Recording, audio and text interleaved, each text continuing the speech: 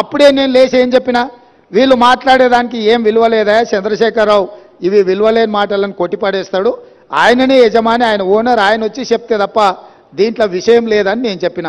ఇవాళ సరిగ్గా నల్గొండలో అదే మాట్లాడండి. ఏం తీర్మానమే, దిక్కుమాలిన తీర్మానం, దాంట్లో ఏమైనా విషయం ఉందా? అదో పనికిమాలిన తీర్మానం, ఆ తీర్మానానికి వీళ్ళందరూ మద్దతు అని. మరి ఒకవేళ తీర్మానంలో లోపాలు ఉంటే మీరు వచ్చి సవరించేది ఉండే, లేదు మీ ప్రతినిధిగా మాట్లాడిన హరీష్ రావు గారు ఇది తప్పు, ఈ తీర్మానంలో లోపాలు ఉన్నాయి, దీన్ని సవరిస్తున్నామని తీర్మానం సవరించి ప్రతిపాదించేది ఉండే. నేను చెప్పింది చెప్పినట్టుగా హరీష్ రావు గారు లాంటి వాళ్ళకి ఆ పార్టీలో విలువ లేదు, వాళ్ళ మాటల పట్ల విశ్వాసం లేదు, అందుకే చంద్రశేఖర్ రావాలని మేము అడిగినాము, మీరు రాలేదు. ఇవాళ అంటున్నాడు ఆయన, ముఖ్యమంత్రి గారు అఖిలపక్షాన్ని ఢిల్లీకి తీసుకెళ్లాలని.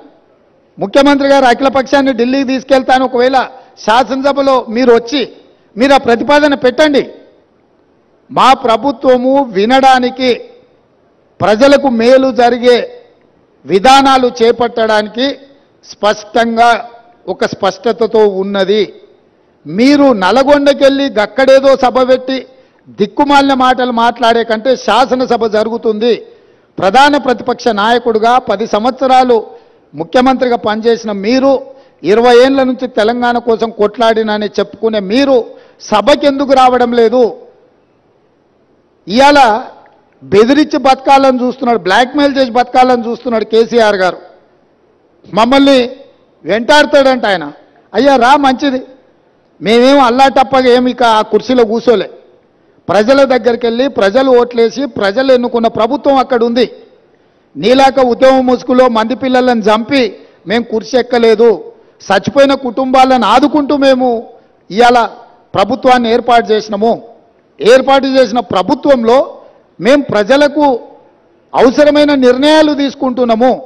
నిజంగానే నేను చంద్రశేఖరరావు గారిని సూటిగా అడుగుతున్నా, మీరు ఈ లోపాలలో కాళేశ్వరంలో జరిగిన అవినీతిలో మీకు భాగస్వామ్యం లేకపోతే మీరు ఎందుకు భయపడుతున్నారు కాళేశ్వరం రావడానికి?